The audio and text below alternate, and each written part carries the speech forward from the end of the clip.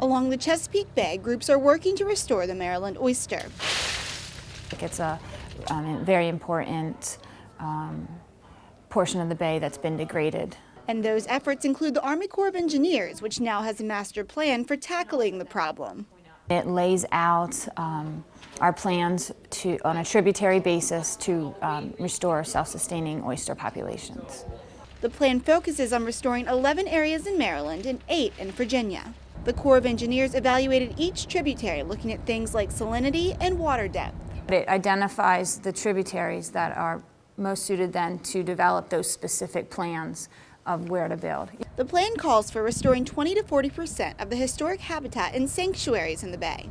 Sowers says they want to increase the area of habitat they're constructing in the tributaries. We're ramping up and wanting to do, rather than 1 to 5 acres, do 10s and 50 and 100 acres at a time within one tributary.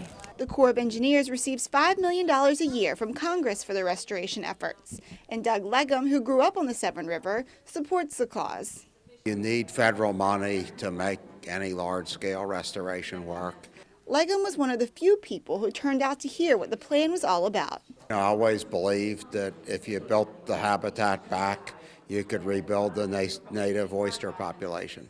Which is precisely what the plan is aiming to do. In Annapolis, I'm Annie Emberland, CNS TV.